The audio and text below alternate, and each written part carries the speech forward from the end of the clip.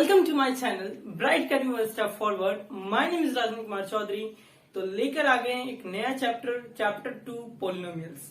ये वीडियो हमारा पार्ट 1 है। आज भी डिस्कस करने वाले हैं जितने भी कंसेप्ट हैं, जितने भी थ्योरीज हैं इस चैप्टर में, वो आज हम इस वीडियो में कवर कर देंगे। ठीक है, फॉर्मुलेज को भी देखेंगे, फॉर्मुलेज को याद करना है। ठीक है, जो भी मैं यहाँ पे लिखूं फॉर्मूलाज उसको याद रखना है। ठीक है, तो वो सारी चीजें आज हम डिस्कस कर लेने वाले हैं इस वीडियो में। और अगले पार्ट जब हम पार्ट 2 लेकर आएंगे तो फिर क्वेश्चंस भी करेंगे। ठीक है, तो स्टार्ट करते हैं इस वीडियो को। अगर वीडियो मेरा वाकई अच्छा लगता है आपको तो इसे लाइक करना कभी मत भूलना और सब्सक्राइब करना तो बिल्कुल मत भूलना। ठीक है, सब्सक्राइब तो कर ही लेना और शेयर जरूर करना। ठीक है, अपने फ्रेंड्स को, ताकि उन्हें भी इन वीडियो के बारे में पता चल सके।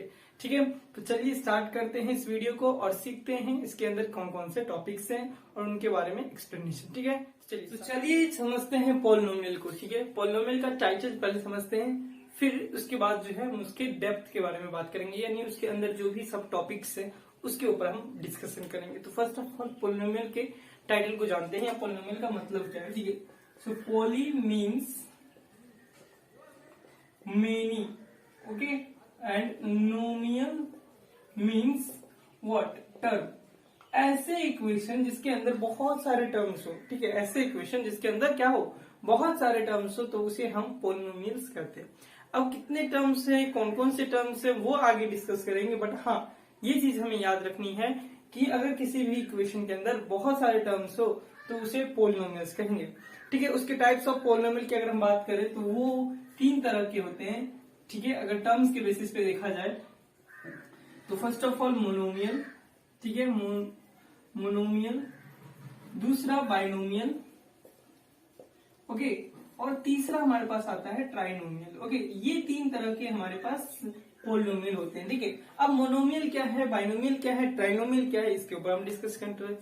सो देखो यहाँ पर मोनोमियल जिसके अंदर केवल एक ही टर्म हो, ओनली वन टर्म। ठीक है, और इनके अंदर बाइनोमियल के अंदर कितने हो, हैव 2 टर्म्स, जिसके अंदर कितने टर्म्स हो, 2 टर्म्स, हैविंग 3 टर्म्स। ठीक है, 3 टर्म्स, जिसके अंदर 3 टर्म्स हो, जिसके अंदर 2 टर्म्स हो और जिसके अंदर 1 टर्म्स हो, उसे मोनोमियल, बाइनोमियल एंड ट्राइनोमियल कहते हैं। ठीक है, अब मोनोमियल के कुछ एग्जांपल दे देता हूं, जैसे कि यहाँ पर 2x, 4, 3x, ठीक है, 4x, इस तरीके के एग्जांपल्स जो हमारे मोनोमियल में हो जाएंगे। जैसे बाइनोमियल में 2x plus 4, 5x plus 3, x plus 7, ये सारे एग्जांपल हो जाएंगे हमारे पास बाइनोमियल के। और ट्राइनोमियल की अगर हम बात करें तो जैसे कि X square plus 2x plus 3, X की power 4 plus 4x square plus 3, इस तरीके के इक्वेशन जो है हमारे पास क्या हो जाएंगे, ट्राइनोमियल, बिकॉज इसके अंदर 3 टर्म्स हैं। इसके अंदर जो इंक्लूड हो रहा है that is only 2 terms, that's why we can say binomial. यहाँ पर मोनोमियल जिसके अंदर केवल एक ही टर्म्स हो। तो आई होप आपको मोनोमियल, बाइनोमियल एंड ट्राइनोमियल तो अच्छे से समझ में आ गया है। अब बात करते हैं पॉलिनोमियल को किस तरीके से डिफाइन करते हैं। ठीक है, पॉलिनोमियल को, तो पॉलिनोमियल का डेफिनेशन अगर हम देखें on the basis of terms, तो polynomial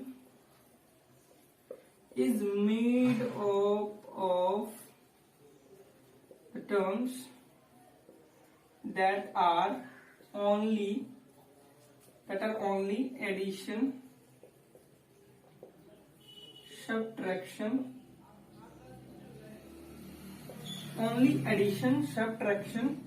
and multiplication। Okay, I hope आपको ये चीज क्लियर है कि पॉलिनोमियल जो है वो किस किस टर्म से बना हुआ है, एडिशन, सब्ट्रैक्शन और मल्टीप्लिकेशन। इसका मतलब ये हुआ कि पॉलिनोमियल के अंदर इन सभी चीजों का इंक्लूड होता है, मतलब ये सभी चीजें आते हैं। जैसे कि ये मैंने एक पॉलिनोमियल लिखा है, ठीक है, ये भी एक तरीके का पॉलिनोमियल है, ये भी एक तरीके का पॉलिनोमियल। इसके अंदर देख सकते हो कि ये एडिशन या सब्ट्रैक्शन आ सकता है, जरूरी नहीं है एडिशन ही हो, हमेशा सब्ट्रैक्शन भी यूज कर सकते हैं हम।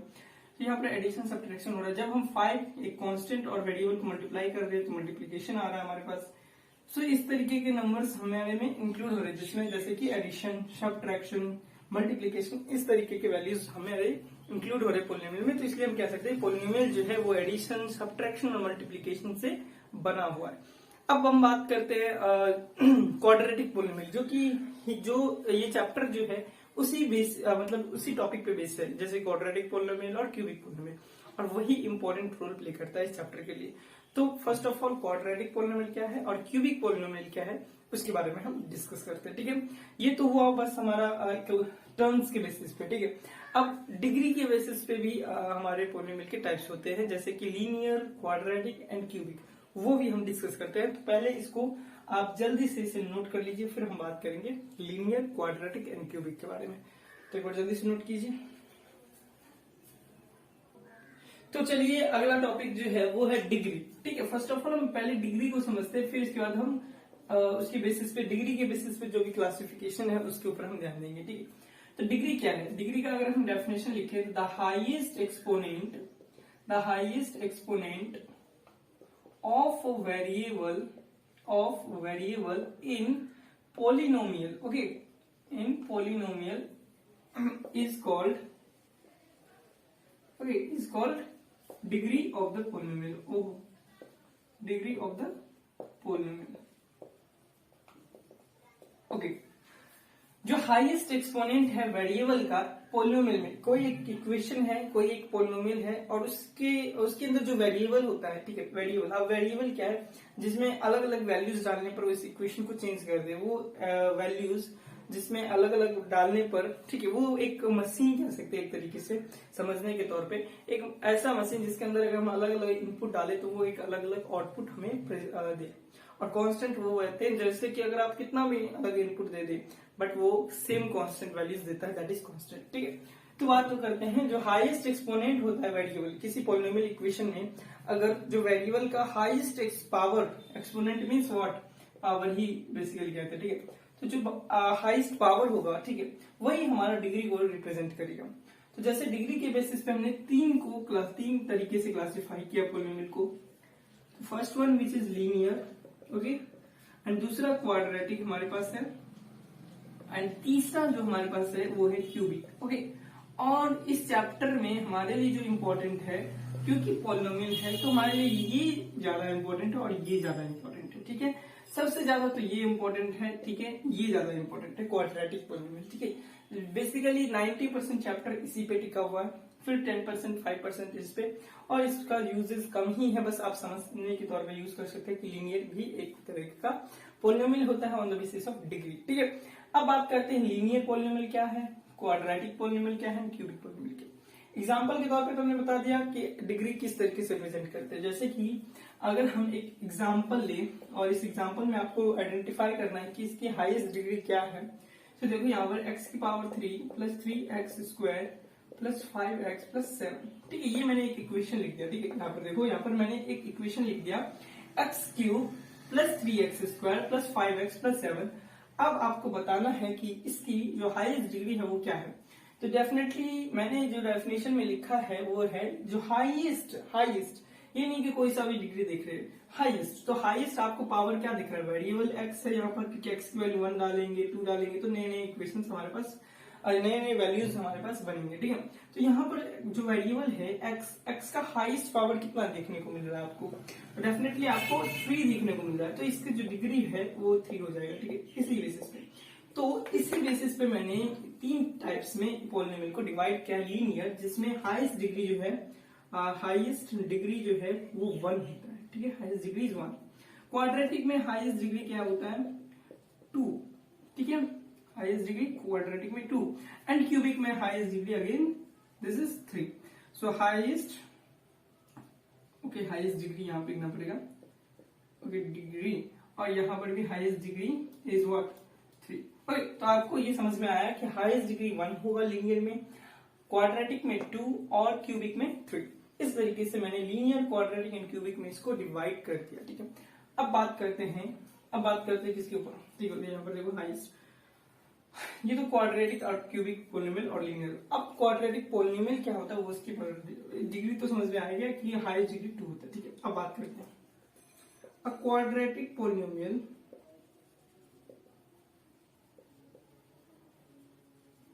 in x with real coefficient, okay, with the real coefficient is of the form of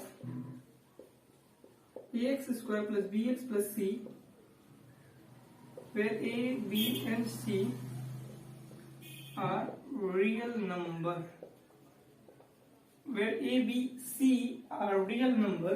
Okay, a quadratic polynomial in x with real coefficient is of the form if x square plus bx plus c, where a, b, c are real number and a is not equal to 0. तो basically मैंने यहाँ पर जो definition लिखा है वो cubic polynomial का लिखा हुआ, ठीक है। इस तरीके से एक क्वाड्रेटिक पोलिनोमियल का लिखा हुआ, इसी तरीके से मैं क्यूबिक पोलिनोमियल का डेफिनेशन लिख लेता हूँ यहाँ पर, फिर जो है मैं एक्सप्लेन करूंगा, ठीक है। सो एक क्यूबिक पोलिनोमियल, अगेन यहाँ पर भी सेम वर्ड्स यूज किए जाएंगे। तो मैं इसको जो है इसको इस तरीके से लिख सकता हूँ, of A x cube plus bx plus c bx square plus cx plus d, where a, b, c and d are real number and a is not equal to 0 and a is not equal to 0। तो ये रहा definition cubic polynomial का और ये रहा quadratic polynomial का। अब क्या मतलब है कि एक मैंने यहाँ पर इक्वेशन लिखा क्वाड्रेटिक पोलिनोमियल का, ax square plus bx plus c। Always आप अगर क्वाड्रेटिक पोलिनोमियल आपको कोई कहा जाए कि लिखे क्वाड्रेटिक पोलिनोमियल का इक्वेशन, तो डेफिनेटली आपको जो फॉर्म होना चाहिए लिखने का वो इस तरीके से होना चाहिए, क्या, x स्क्वायर का कोफिशिएंट a और x का कोफिशिएंट b और c एक कांस्टेंट टर्म होना चाहिए। तो ये जो है 3 टर्म से बनकर हमारा एक क्वाड्रेटिक पोलिनोमियल कंप्लीट होता है। क्यूबिक पोलिनोमियल में जो फॉर्म होना चाहिए वो होना चाहिए ax cube plus bx square plus cx plus d के फॉर्म में। यहाँ पर भी कंडीशन है कि a नॉट इक्वल टू 0 होना चाहिए। अगर आप a की वैल्यू 0 रख देंगे तो डेफिनेटली ये 0 हो जाएगा, तो ये तो क्वाड्रेटिक बन जाएगा ना। तो क्वाड्रेटिक नहीं, एक क्यूबिक पोलिनोमियल के लिए कंडीशन ये होना चाहिए। अगर क्वाड्रेटिक पोलिनोमियल चाहिए तो इस यहाँ पर भी a 0 नहीं होना चाहिए, क्योंकि यहाँ पे 0 हो जाएगा तो ये टर्म 0 हो जाएगा, तो सिर्फ हाईएस्ट पावर 1 बच जाएगा। और 1 हाईएस्ट पावर क्या होता है, लीनियर। तो हमें क्वाड्रेटिक पोलिनोमियल बनाना है तो उसके लिए एक्स स्क्वायर का जो कोफिशिएंट है वो 0 नहीं होना चाहिए, ये कंडीशन होना चाहिए, ठीक है। तो आई होप आपको क्वाड्रेटिक पोलिनोमियल अच्छे से समझ में आया, क्यूबिक पोलिनोमियल अच्छे से समझ में आया, ठीक है। और डिग्री के बेसिस पे आपने लीनियर क्वाड्रेटिक एंड क्यूबिक के बारे में अच्छे से एक्सप्लेनेशन पढ़ी है। अब जो हम बात करने जा रहे हैं वो है डिवीजन एल्गोरिथम के ऊपर, ठीक है। और वो जो डिवीजन एल्गोरिथम है उसके ऊपर एक एक्सरसाइज है हमारे पास 2.3, तो वो सीखना इट्स वेरी इंपॉर्टेंट, ठीक है। तो वो हम सीखते हैं इसको। आई होप आपने जितना भी चीज यहाँ पर मैंने लिखा है आपको समझ में आया होगा। तो इसे एक बार इसे पॉज करके नोट कर ले, ताकि आपको रिवीजन टाइम में जो है बेनिफिट हो, ठीक है। एक बार जल्दी से नोट कर ले, मैं आगे नए टॉपिक के साथ आता हूँ। तो अगला जो टॉपिक है हमारा वो है डिवीजन एल्गोरिथम, ठीक है। तो चलिए समझते हैं इस टॉपिक को, डिवीजन एल्गोरिथम क्या है और किस चीज के ऊपर है, ठीक है, वो समझते हैं, ठीक है। तो first of all division algorithm आपने सुना भी होगा, ठीक है, फर्स्ट चैप्टर में यूक्लिड डिवीजन लेमा के नाम से, ठीक है। Euclid division lemma basically division algorithm ही है। देखो यहाँ पर लैंग्वेज चेंज हो जाता है, यहाँ पर जो है मैं लिखता हूँ dividend is equal to divisor into quotient plus remainder, बस यही लैंग्वेज में चेंजेस है। आपने यूक्लिड डिवीजन लेमा में क्या पढ़ा, a is equal to B Q plus R, but यहाँ पर जो डिवीजन एल्गोरिथम में है वो है dividend is equal to divisor into quotient plus remainder, but यही बेसिकली डिफरेंस देखने को मिल रहा है हमें, ठीक है। अब एक एग्जांपल के तौर पे हम चीजों को समझेंगे और अच्छे से बेहतर से। एग्जांपल लेता हूँ 2x प्लस 1 जो कि डिवाइजर है, और डिविडेंड में लेता हूँ 8x cube plus 4x square plus 7x plus 3। ये मैंने एक एग्जांपल लिया है, 8x cube plus 4x square plus 7x plus 3, ये एक डिविडेंड वैल्यू है, ठीक है, जिसे डिविडेंड कहते हैं। ये डिवाइजर और ये हमारा कोशेंट हो जाएगा, और जो भी यहाँ पर वैल्यू आने वाला है that is our remainder. I hope आपको रिमाइंडर, कोशेंट, डिविडेंड और डिवाइजर के बारे में समझ में आया है। अब एक एग्जांपल के तौर पे इस क्वेश्चन के थ्रू हम चीजों को समझेंगे या कंसेप्ट को समझेंगे।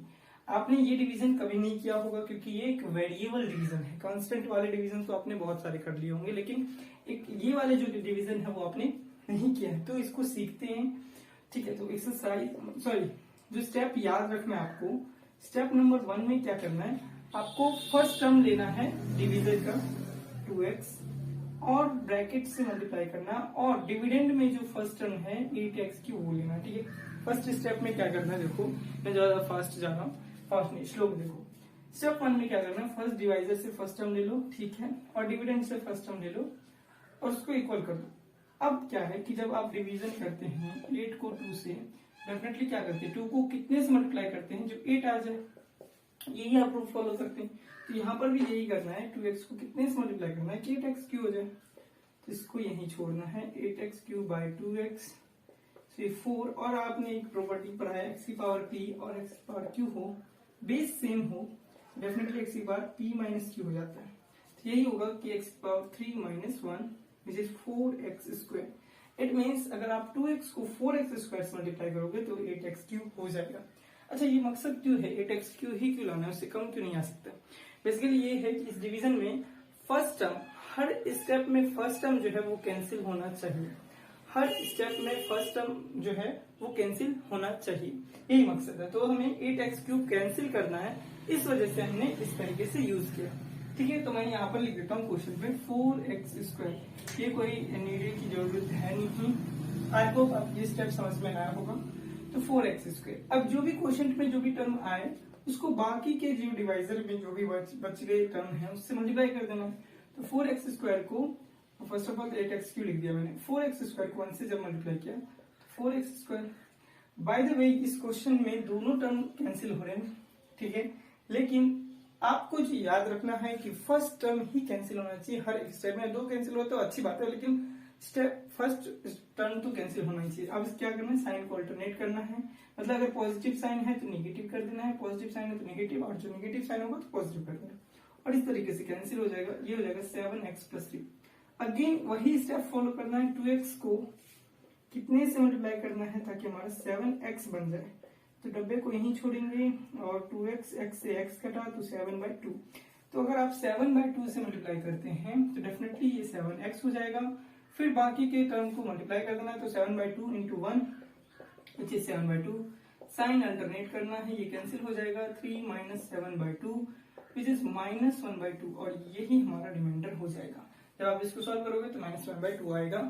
तो ये हमारा डिवीजन एल्गोरिथम है, इसके ऊपर क्वेश्चन है। और आप जब एनसीईआरटी एक्सरसाइज 2.3 खोलोगे बुक, तो वहां पर आपको बहुत सारे क्वेश्चंस इसी बेसिस पे मिल जाएंगे। ठीक है, 2.2 या 2.3 एग्जैक्ट एक्सरसाइज तो याद नहीं है, लेकिन हाँ इतना पता है कि इस चैप्टर में तो है।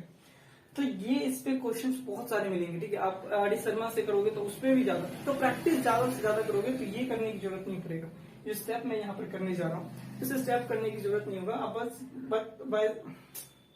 वैसे ही आप चीजों को कर सकते हो। ठीक है, तो आई होप आपको ये चीज समझ में आया है। एक बार नहीं समझ में भी आया होगा तो वीडियो को पीछे करके एक बार फिर से समझने की कोशिश करिए ताकि अच्छे से समझ में आ जाए। ठीक है, बहुत ही ज्यादा इंपॉर्टेंट है, तो इसको एक बार नोट कर लो। ठीक है, अब मैं जा रहा हूँ, मूव कर रहा हूँ अगले टॉपिक पे, जो कि हमारा होगा फैक्टराइज द फॉलोइंग टर्म, जो कि मिडिल टर्म फैक्टराइजेशन वो सीखेंगे, और वो भी 3 अलग अलग वैरायटीज के क्वेश्चंस के थ्रू। ठीक है, तो वो भी इंपॉर्टेंट प्ले करता है। ठीक है, इस क्वेश्चन के चैप्टर के लिए, तो वो भी सीखते हैं। ठीक है, उस कंसेप्ट को सीखेंगे। ठीक है, तो आई होप आपने इस चीज को नोट कर लिया है। तो मैं इसे रफ कर देता हूँ और आगे कंसेप्ट पे बढ़ता हूं। अगला जो टॉपिक है हमारा वो है फैक्टराइज द फॉलोइंग टर्म्स। ठीक है, अब हमारे पास 3 अलग अलग वैरायटीज के क्वेश्चंस हैं।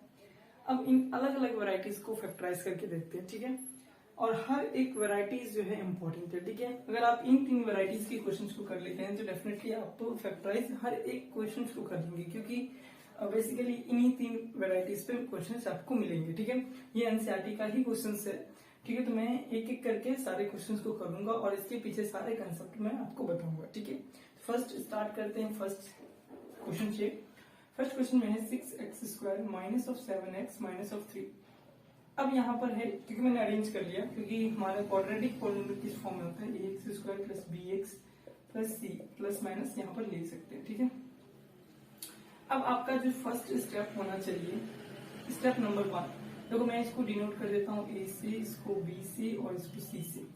फर्स्ट स्टेप आपको करना है a को c से मल्टीप्लाई करना है। तो जब आप a को c से मल्टीप्लाई करते हैं तो डेफिनेटली आपके पास -18x² आता है। ठीक है, अब जो x² का कोफिशिएंट है उसको स्टेप नंबर 2 में क्या करना है, प्राइम फैक्टराइजेशन कर देना है। तो 2, 9, 3, 3 एंड 1, इस तरीके से मैंने इसको प्राइम फैक्टराइजेशन कर दिया। अब आपको जो क्या करना है अगला स्टेप, उसके बाद ये जो है इसको आप एडिशन करें, सब्ट्रैक्शन करें, जो भी करें, आप ये मिडिल टर्म लेकर आना है। मिडिल टर्म जो भी -7x है उसको लेकर आना है। चाहे एडिशन करो, सब्ट्रैक्शन करो, मल्टीप्लिकेशन करो, जो भी करो। मैंने क्या किया, -9x में से अगर 2x प्लस करता हूँ तो डेफिनेटली -7x आता है, और जब मैं इन दोनों को मल्टीप्लाई करता हूँ तो डेफिनेटली -18x² आता है। और ये आना चाहिए, इस वजह से हमें पता चलता है कि हाँ जो हम कर रहे हैं वो सही कर रहे हैं। इसमें साइन के साथ आना चाहिए। तो -9x को 2 से मल्टीप्लाई करेंगे तो -18x², जब इसको ऐड करेंगे तो डेफिनेटली -7x। अब इसको डायरेक्ट रख देते हैं, 6x² -9x plus 2x minus of 3 हो जाएगा, 3 कॉमन लें और x कॉमन लें तो x minus of 2x minus of 3, और अगर 1 कॉमन ले तो 2x minus of 3, 2x minus 3 again common आ रहा है यहाँ पर 3x प्लस 1। तो ये इस इक्वेशन यानी ये क्वाड्रेटिक पॉलिनोमियल का ये दो जीरोस आ चुके हैं हमारे पास। कौन कौन से, x इज इक्वल टू 3/2 और x इज इक्वल टू -1/3। अगर आप इन दोनों x की वैल्यू को अगर इस इक्वेशन में रखते हो तो डेफिनेटली इस इक्वेशन को क्या कर देगा, 0 कर देगा। ठीक है, तो आई होप आपको ये चीज तो समझ में आ गया। ठीक है, अगर नहीं समझ में आया तो फिर से एक बार वीडियो को पॉज पीछे करके एक बार जल्दी से इसे समझ लेना। ठीक है, क्योंकि इंपॉर्टेंट है। स्टेप 1, ए और सी को मल्टीप्लाई करना है, जो भी यहाँ पर टर्म आए उसको पहले फैक्टराइजेशन करना है, एडिशन, सब्ट्रैक्शन, मल्टीप्लिकेशन जो भी करना है, को मिडिल टर्म बनाना है। तो कुछ इस तरीके से मैंने किया, मिडिल टर्म बन चुका है, और दोनों को मल्टीप्लाई करने पर क्या आना चाहिए, -18x² आना चाहिए। जो भी प्रोडक्ट आए उसका रिजल्टेंट वैल्यू आना चाहिए। अब क्या करना है, इस वैल्यूज को यहाँ पर डायरेक्ट लिख देना है। देखो -7x को मैं इस फॉर्म में, क्योंकि हमें 4 टर्म्स में बना कन्वर्ट कर देना है ताकि कॉमन टर्म्स हमें मिल सके। ठीक है, और कॉमन टर्म्स वैल्यूज निकालने पर हमें 2 जीरोस मिलते हैं। क्वाड्रेटिक पॉलिनोमियल के 2 जीरोस ही होंगे। ठीक है, वो आगे हम सीखेंगे क्यों ही 2 जीरोस होंगे वो। अब आते हैं सेकंड कंसेप्ट के ऊपर। ठीक है, सेकंड वैरायटी के ऊपर। सेकंड वैरायटी में क्या है, कांस्टेंट टर्म 0 है। ठीक है, जब कांस्टेंट टर्म 0 हो तो सिंपली कॉमन लेना है। 4u कॉमन आ रहा है यहाँ पर, तो u + 2 होगा। अब दो का प्रोडक्ट, किसी भी दो नंबर का प्रोडक्ट 0 हो तो इसका मतलब 0 × 0 0 होगा। अगर कोई नंबर अगर 0 से मल्टीप्लाई कर दे तो 0, अगर 0 को किसी नंबर से मल्टीप्लाई कर दे तो 0, यही 3 कंडीशन हो सकता है। तो यहाँ पर मैं क्या कर रहा हूँ, इन दोनों को जीरोस कर रहा हूँ। ठीक है, 0 कर रहा हूँ इन दोनों को।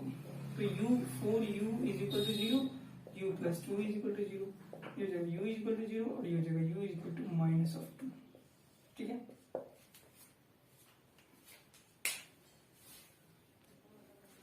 तो आई होप आपको ये चीज तो समझ में आया होगा। ठीक है, u यानी u की वैल्यू 0 और u की वैल्यू -2 अगर आप रखते हो तो डेफिनेटली इस इक्वेशन को 0 कर देगा। तो क्वाड्रेटिक के लिए 2 जीरोस आ चुके हैं। अब तीसरी कंडीशन के लिए देखिए, यहाँ पर तीसरे क्वेश्चन में t² -15। अब इसमें क्या करना है, यहाँ पर कोफिशिएंट ऑफ t जो है वो 0 है। तो इसके लिए जो अप्रोच आपको रखना है वो है आइडेंटिटी में चेंज करना है। ठीक है, आइडेंटिटी कुछ इस तरीके से a² - b² के फॉर्म में, जो कि आइडेंटिटी हो जाता है a + b × a - b इस फॉर्म। अब देखो 15t² t का तो स्क्वायर है, 15 का किस तरीके से स्क्वायर बनाए, तो √15 को अगर मैं √15 को स्क्वायर करूं तो ये हो जाएगा 15। क्यों, क्योंकि √15 को अगर √15 से मल्टीप्लाई किया जाए तो 15 होता है। तो यही अप्रोच यहाँ पर लगाना है। तो t² -√15 का स्क्वायर, t 15 लगेगा ये। हाँ, अब देखो यहाँ पर t -√15 और t + √15 में ये 2 गया, और इस तरीके से हमारा ये 2 जीरोस आ चुके हैं, एक √15 और एक -√15। यही हो जाएगा हमारा इस जीरोस इस पॉलिनोमियल का। तो आई होप आपको ये समझ में आया होगा, ये और ये तीनों वैरायटी के क्वेश्चन समझ में आ गए होंगे, किस तरीके से मैंने अप्रोच रखा है इस क्वेश्चन को सॉल्व करने का। सेकंड अगेन फिर से मैं बोल रहा हूँ कि जब कांस्टेंट टर्म 0 हो तो डेफिनेटली आपको कॉमन टर्म ढूंढना है। जब कोफिशिएंट ऑफ कोई भी, यहाँ पर t है तो t 0 है, यहाँ x हो तो x 0 है, तो डेफिनेटली आपको आइडेंटिटी में चेंज करना है, वो भी a² - b² में। और जब तीनों टर्म्स दिए हो तो इस तरीके से अप्रोच रखना है। आई होप आपको ये मिडिल टर्म फैक्टराइजेशन आ चुका है। तो आप आशा करता हूँ कि आप सारे क्वेश्चंस को कर डालेंगे। जो भी दिक्कतें होंगी आप कमेंट करना, मैं वीडियो सॉल्यूशन के फॉर्म में अच्छे से बता दूंगा उस क्वेश्चन को। ठीक है, तो एक बार जल्दी से इसे नोट कर लीजिए। मैं आगे मूव करता हूँ अगले टॉपिक पे, जो कि होगा हमारा जीरोस ऑफ द पॉलिनोमियल। ठीक है, तो एक बार जल्दी से इसे नोट कर लें। ठीक है, तो अगला जो टॉपिक है वो है हमारा जीरोस ऑफ द पोलिनोमियल। अब क्या है जीरोस ऑफ द पोलिनोमियल, इसके डेफिनेशन सीखते हैं। A zero of a polynomial px is the value of x for which the value of px is zero if k is zero of the polynomial px then pk is zero. अब क्या मतलब है इसका वो सीखते हैं। देखो मतलब जीरोस ऑफ द पोलिनोमियल क्या है कि कोई एक पोलिनोमियल होगा, कोई भी इक्वेशन, कोई भी कर्व, ठीक है। यहाँ पे एक लाइन दिख रहा है आपको, यहाँ पे एक पैराबोला कर्व, और ये कोई एक दूसरा कर्व है, ठीक है। तो ये जो तीन ग्राफ मैंने यहाँ पर शो किए हैं वो क्या बता रहा है, ठीक है। देखो बेसिकली बोल रहा है कि कोई एक पोलिनोमियल, ये भी एक लाइन है, एक पोलिनोमियल है। तो अगर पोलिनोमियल में वो वैल्यूज बताइए एक्स की, अगर उस वैल्यूज एक्स को डालने पर अगर उस पोलिनोमियल को जीरो कर देता है तो वो ही हमारा जीरोस ऑफ द पोलिनोमियल हो जाएगा, ठीक है। बेसिकली मैंने जैसे यहाँ पर एक इक्वेशन लिखा 2x + 3 इज इक्वल टू 0, जैसे एक लाइन है, ठीक है। अब x की वैल्यू हम क्या दे इसमें, अगर x की वैल्यू हम क्या दे इसमें कि इस वैल्यू को मतलब इस इक्वेशन को जीरो कर देते हैं, -3/2, अगर -3/2 अगर रखते हैं तो डेफिनेटली इस इक्वेशन को जीरो कर देगा। तो बेसिकली यही कह रहा है कि अगर x की वैल्यू वो क्या होनी चाहिए जिसमें अगर हम px मतलब px के अंदर रखे तो डेफिनेटली इसको जीरो कर दे। तो यहाँ पर तीन अलग ग्राफ है। तो यहाँ पर ये लाइन जो है ये x एक्सिस को फर्स्ट कोऑर्डिनेट पे कट कर रहा है, तो यानी x एक्सिस को फाइंड करना है कि x एक्सिस को कितने पॉइंट पे कट कर रहा है, वो हमारा जीरोस होगा। अगर ये एक पॉइंट को कट कर रहा है x एक्सिस को तो डेफिनेटली एक जीरो होगा, यानी ये एक ही जीरो, यानी कोई एक लाइन होगा, ठीक है, जिसका हाईएस्ट डिग्री कितना 1 हो जाए, यानी वो लीनियर होना चाहिए। यहाँ पर दो एक्सिस यानी दो पॉइंट पे कट कर रहा है, ठीक है, एक्स एक्सिस में दो पॉइंट पे कट कर रहा है, तो ये हमारा क्या हो जाएगा, 2 जीरोस होंगे, इसके 2 जीरोस होंगे। इसके कितने हो जाएंगे, एक्स एक्सिस पे कितने कट कर रहे हैं 3, तो डेफिनेटली इसके कितने हो जाएंगे जीरो, 3 जीरो हो जाएंगे। तो मैं लिख देता हूँ यहाँ पर इसके पास 1 जीरोस, इसके पास 2 जीरोस और इसके पास 3 जीरोस, मतलब तीन ऐसे ऐसे वैल्यूज होंगे एक्स के। अगर आप उस पोलिनोमियल में इस कर्व के इक्वेशन में रख देते हो तो डेफिनेटली क्या हो जाएगा, इस इक्वेशन को सेटिस्फाई कर देगा या जीरो कर देगा डेफिनेटली। तो आई होप आपको जीरो पोलिनोमियल समझ में आया होगा, ठीक है। तो क्वेश्चंस आपको क्या किस तरीके से मिल सकते हैं, एग्जाम में आपको क्वेश्चन इसी तरीके ग्राफ दे दिए जाएंगे और बोले जाएंगे find how many terms how many zeros, ठीक है, find how many zeros of the polynomial. तो डेफिनेटली जितने कर्व जो लाइन या जो भी कर्व हो और वो देखना कि एक्स एक्सिस पे कितने बार कट कर रहा है, जितने बार कट करेगा वो उतना जीरो हो जाएगा। यहाँ पर देखो 2 बार कट कर रहा है 2 जीरो, इसके में 3 बार, यहाँ यहाँ यहाँ, तो डेफिनेटली इसके 3 जीरो हो जाएंगे, इसके 1। तो ये आई होप आपको ये समझ में आया होगा, ठीक है। 2.1 एक्सरसाइज जो है इसी क्वेश्चन पे बेस्ड है, इसी कंसेप्ट पे बेस्ड है, तो आई होप आपसे बन जाना चाहिए, ठीक है। अब बात करते हैं अगले टॉपिक, कंसेप्ट है हमारा वो है zeros of cubic polynomial and quadratic polynomial, इसके ऊपर बात करते हैं। जैसे कि मैंने यहाँ पर alpha and beta are the zeros of quadratic, ठीक है, quadratic polynomial ax² + bx + c, then alpha + beta is equal to -b/a, alpha into beta is equal to c/a। देखो यहाँ पर कि कोई भी मान लो, सपोज अल्फा और बीटा मैंने इस क्वाड्रेटिक पोलिनोमियल, अच्छा यहाँ पर अल्फा और बीटा ही क्यों, और 2-3 टर्म और मैंने क्यों नहीं लिया, क्योंकि देखो हाईएस्ट डिग्री 2 है, जितने हाईएस्ट डिग्री होंगे उतने ही जीरोस होंगे। यहाँ पर क्वाड्रेटिक में 2 ही जीरोस होंगे, मतलब 2 ही ऐसे वैल्यूज होंगे एक्स के, अगर आप उस एक्स के 2 ही वैल्यूज होंगे जो अगर आप इस इक्वेशन में रखते हो तो उस इक्वेशन को क्या कर देगा, जीरो कर देगा, ठीक है। बस अगर यहाँ पे हाईएस्ट डिग्री अगर 3 होता तो डेफिनेटली इसके एक्स के कितने वैल्यू होते, 3 वैल्यूज होते जो इस इक्वेशन को सेटिस्फाई करता, तो यहाँ पर 2 ही वैल्यूज होंगे क्योंकि हाईएस्ट डिग्री 2 है। हाईएस्ट डिग्री 3 होता तो 3 ऐसे वैल्यूज होंगे अलग अलग। तो यहाँ पर अल्फा और बीटा जो है वो इस क्वाड्रेटिक पोलिनोमियल का जीरोस है। तो सम ऑफ अल्फा बीटा यानी alpha plus beta is equal to -b/a। जब भी कभी अब आपको क्वेश्चन दे दिया जाए और बोला जाए कि मतलब जीरोस ऑफ द पोलिनोमियल निकालिए या सम ऑफ द जीरोस निकालिए, प्रोडक्ट ऑफ द जीरोस निकालिए, तो डेफिनेटली ये अल्फा प्लस बीटा से -b/a, ये की b साइन लेना है -b/a और c/a, इस तरीके से आप अल्फा प्लस बीटा और अल्फा इंटू बीटा फाइंड कर सकते हैं। तो आई होप आपको अल्फा और ये चीज क्वाड्रेटिक पोलिनोमियल के जीरोस के बारे में पता चल गया। ये फॉर्मूला वेरी इंपॉर्टेंट है, आपको याद रख लेना है। दूसरा है कि alpha beta and gamma are the zeros of तो क्यूबिक पोलिनोमियल, ओके। अब क्यूबिक की बात हो रही है, तो क्यूबिक पोलिनोमियल में कितने जीरोस होंगे? 3, क्योंकि हाईएस्ट डिग्री कितनी होती है हमारे पास? X cube plus B X square plus C X plus G, ठीक है। तो इसमें जो हमारे पास जो जीरोस होंगे, 3 जीरोस होंगे, ठीक है। अब इसके लिए जो फॉर्मूला हमें याद रखना है, alpha plus beta plus gamma is equal to minus B by A, alpha beta plus beta gamma plus gamma alpha is equal to C by A, alpha beta gamma is equal to minus D by A, ठीक है। ये एक formula जो कि आपको याद रखना है, इंपॉर्टेंट है। तो ये याद रख लो, ये याद रख लो, इंपॉर्टेंट है, ठीक है। तो आई होप आपको ये चीज समझ में आया होगा, ठीक है। Alpha plus beta minus B by A, alpha into beta C by A, alpha plus beta plus gamma is equal to minus B by A, alpha into beta beta into gamma gamma into alpha is equal to C by A, and alpha beta gamma is equal to D minus D by A, ठीक है। तो आई hope आपको ये चीज समझ में आया होगा, ठीक है। तो अब कोई दिक्कत नहीं है, ये आपको फॉर्मूला याद कर लेना है। बेसिकली इसमें कुछ समझाने लायक है नहीं, बस फॉर्मूलाज याद कर लो। जब भी कोई क्वाड्रेटिक पॉलिनोमियल दिखे तो इसके आपको ये 2 चीजें याद रखनी चाहिए। जब भी क्यूबिक पॉलिनोमियल हो तो ये 3 चीज वैल्यूज आपको दिमाग में फटाफट आ जाना चाहिए। ये सब कुछ फॉर्मूलेस, ठीक है। अब हम बात करने जा रहे हैं फॉर्मेशन ऑफ क्वाड्रेटिक पोलिनोमियल, ठीक है। डेफिनेटली वो हमारा इंपॉर्टेंट है, फॉर्मेशन ऑफ क्वाड्रेटिक पोलिनोमियल की किस तरीके से, अगर आपको 2 जीरोस दे दिए जाए, अल्फा और बीटा दे दी जाए, तो किस तरीके से आप क्वाड्रेटिक पोलिनोमियल को फॉर्म कर सकते हो, बना सकते हो, इक्वेशन को फॉर्म फाइंड कर सकते हो, तो वो सीखेंगे, ठीक है। और कुछ नोट पॉइंट्स जो मैं फॉर्मूला देने जा रहा हूँ, इम्पोर्टेंट आइडेंटिटी, उस आइडेंटिटी को भी आपको याद रख लेना है, क्योंकि वो आइडेंटिटी आपके लिए बहुत ही ज्यादा काम आने वाला है, ठीक है। और इसी तरीके से जो अगला टॉपिक है उसके साथ साथ इस वीडियो को बाइंड अप कर लेंगे, क्योंकि इस चैप्टर में, इस पार्ट में और बताने लायक और कुछ है नहीं, बस यही तक हमारा ये कंक्लूजन रहेगा। उसके बाद हम पार्ट 2 जब लेकर आएंगे तो एक्सरसाइज के क्वेश्चंस भी करेंगे, ठीक है।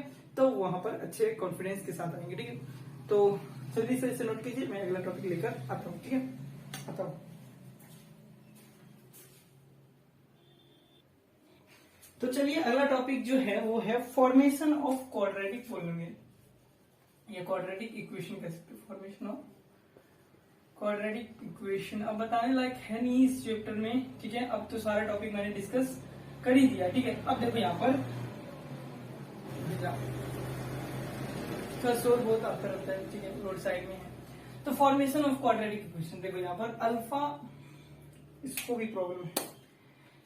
देखो अल्फा एंड बीटा आपको दे दिया जाएगा जीरोस ऑफ द पॉलिनोमियल, ठीक है। कोई पॉलिनोमियल है, इसको अल्फा जो जीरोस दे दिया जाएगी, तो आप अगर आपको क्वाड्रेटिक फॉर्म करना है तो उसके लिए जो फॉर्मूला है x square minus alpha plus beta into x plus alpha into beta, ये फॉर्मूला आपको याद रख लेना है, सिंपल। या फिर कभी कभी ये भी होगा कि आपको अल्फा और बीटा ना देकर वो सिंपली वो बोल दे sum of zeros of polynomial is like this, कि कुछ वैल्यूज हैं और प्रोडक्ट ऑफ पोलिनोमियल दे दिया जाए, ठीक है। जैसे मान लो कुछ दे दिया जाए, सम ऑफ जीरोस दे दिया जाए, प्रोडक्ट ऑफ, तो ये क्या बिहेव कर रहा है, सम ऑफ जीरोस की तरह, और ये बिहेव कर रहा है प्रोडक्ट ऑफ जीरोस की तरह। तो सिंपली आप यहाँ पर वैल्यूज को रख देंगे, डेफिनेटली आपका इक्वेशन फॉर्म हो जाएगा। तो सिंपली ये निगेटिव साइन इस फॉर्मूले में है, अगर निगेटिव आ रहा है तो निगेटिव साइन के साथ रखना है, ठीक है। बट ये निगेटिव तो फॉर्मूले में ही है, ठीक है। तो x square minus of alpha plus beta into x plus alpha into beta, ये फॉर्मूला है, वेरी इंपॉर्टेंट, और इस पे भी आपको क्वेश्चंस मिल सकते हैं, ठीक है। एनसीईआरटी में भी इसके क्वेश्चंस हैं, ठीक है। अब बात करते हैं कुछ नोट पॉइंट्स की, जो कि फॉर्मूला में आइडेंटिटी देने जा रहा हूँ, वो नोट पॉइंट आपको याद रखना है। अल्फा प्लस बीटा का स्क्वायर, अल्फा माइनस बीटा का square, alpha square minus beta square, alpha minus beta का whole cube, alpha cube plus beta cube, alpha plus beta का whole cube, alpha cube minus beta cube, alpha minus beta का square, ठीक है। आप बोलेंगे यहाँ पे तो लिख चुके, वो एक अलग आइडेंटिटी वो देने जा रहा हूँ।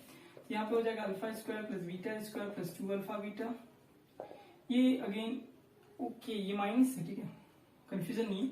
Alpha square beta square minus 2 alpha beta, ये हो जाएगा alpha minus beta into alpha plus beta. देख लो मेरी स्पीड देख लो, क्योंकि मुझे रटा हुआ, ठीक है, इस चीज से। तो आपको भी इसी तरीके से स्पीड रखनी है इस चीज को लिखने के तौर पे। Alpha cube minus beta cube minus 3 alpha square beta plus 3 alpha beta square, इसके लिए जो है अल्फा प्लस बीटा और alpha square minus alpha beta plus beta square, और ये बीटा स्क्वायर है, ठीक है। और ये हो जाएगा alpha Q plus beta Q plus 3 alpha square beta plus 3 alpha beta square. आई होप आपको ये चीजें दिख रहा होगा, ठीक है। यहाँ पर हो जाएगा alpha minus beta and alpha square plus alpha beta plus beta square, और यहाँ पर हो जाएगा alpha minus beta square, so alpha plus beta का स्क्वायर माइनस 4 अल्फा बीटा। ये इंपॉर्टेंट आइडेंटिटी है, कई बार आपको एनसीईआरटी में तो नहीं बल्कि अगर एक्सटर्नल बुक करोगे तो यहाँ पर ये आइडेंटिटी यूज करने को बहुत बार मिलेंगे, ठीक है। क्या यूज करना है, अल्फा माइनस बीटा का स्क्वायर क्या लिख सकते हो, अल्फा प्लस बीटा का whole square minus 4 alpha beta. कैसे, जब आप इसको ओपन करोगे तो क्या आ जाएगा, alpha square plus beta square plus 2 alpha beta और minus 4 alpha beta, 2 alpha beta minus 4 alpha beta which is minus 2 alpha beta. और ये फॉर्मूला होता है ना हमारे पास, यहाँ पे देख सकते हो। आई होप आपको ये क्लियर है, तो ये नोट पॉइंट याद रख लेना है, ये फॉर्मेशन क्वाड्रेटिक पॉलिनोमियल के लिए याद रख लेना है। और इसी के साथ इस वीडियो को यहीं पे बाइंड अप करते हैं। आई होप मैंने सारे डिस्कशन, सारे इंपॉर्टेंट कंसेप्ट डिस्कस कर चुका हूँ इस वीडियो में, इस पार्ट में, चाहे वो डिवीजन एल्गोरिथम हो, चाहे वो फैक्टराइज द फॉलोइंग टर्म्स हो, चाहे वो फॉर्मेशन हो क्वाड्रेटिक, चाहे वो अल्फा बीटा के बारे में हो, एवरीथिंग डिस्कस्ड हियर। अब हम जब अगले पार्ट लेकर आएंगे यानी एक्सरसाइज पार्ट 2, तो वो हम करेंगे एक्सरसाइज के क्वेश्चंस, सॉल्व क्वेश्चंस और भी बाहर के क्वेश्चंस, इंपॉर्टेंट क्वेश्चंस भी करेंगे। तो बहुत मजा आने वाला है अगले पार्ट में, ठीक है। बस आज के लिए इतना ही, अगले वीडियो में मिलेंगे नए वीडियो के साथ, नई बात के साथ। तो बस आज के लिए इतना ही, धन्यवाद, बाय बाय।